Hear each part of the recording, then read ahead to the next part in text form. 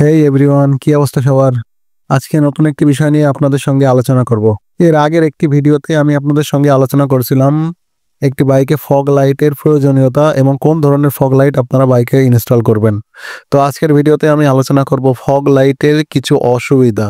Fog light বাইকে install করলে কোন কোন সমস্যার সম্মুখীন হতে পারেন আপনারা, সেগুলো নিয়ে আজকে আলোচনা করব। আপনারা যখন আপনাদের বাইকে একটি ফগ লাইট ইনস্টল করবেন, অবশ্যই আপনারা এটি দেখে নেবেন যে আপনার বাইকে সর্বোচ্চ কত ওয়াটের ফগ লাইট আপনি চালাতে পারবেন। দেখা গেল আপনার বাইকে আপনার সাপোর্ট করবে 35 ওয়াট কিংবা 40 ওয়াট, আপনি লাগাচ্ছেন হয়তো 60 ওয়াট কিংবা 50 ওয়াটের লাইট।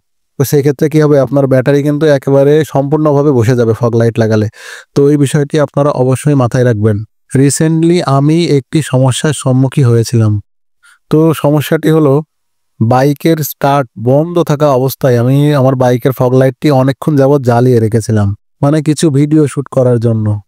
এটার ফলে কি হয়েছিল, আমার বাইকের ব্যাটারিতে মানে চার্জ এত পরিমাণ কমে গেছিল যে মিটারে মানে যে পাওয়ারটা আসবে মানে সেই পাওয়ারটুকু আসতেছিল না। মানে আমি খুবই কষ্টে মানে বাইকটা মানে স্টার্ট করছি। আমার বাইকে অবশ্য কিক স্টার্ট ছিল, মানে কিক স্টার্ট দিয়ে কোনো রকমে স্টার্ট করে মানে এই যাত্রার মতো বেঁচে গেছিলাম। তো আপনারা কখনোই এই ভুলটি করবেন না। মানে ফগ লাইট বাইকের স্টার্ট বন্ধ করে কখনোই জ্বালায় রাখবেন না। মানে যখনই জ্বালাবেন চেষ্টা করবেন বাইকের স্টার্টটা অন রাখতে। তাতে কি হবে, আপনার ব্যাটারি অনলাইনে চার্জ হয়ে যাবে। আর আপনারা যারা নিয়মিত বাইক রাইড করেন তারা বাইকের ছোটখাটো যে কাজগুলো আছে সেগুলো একটু মানে শিখে রাখবেন, কেননা রাস্তাঘাটে বিপদ তো আর বলে কয়ে আসে না। আপনার যদি বেসিক ধারণাটি থাকে, আপনি হয়তো বাইকের ছোটখাটো সমস্যা নিজেই ঠিক করতে পারবেন। তো এই ছিল আজকের ভিডিওটি সম্পূর্ণ দেখার জন্য আপনাদেরকে অসংখ্য ধন্যবাদ।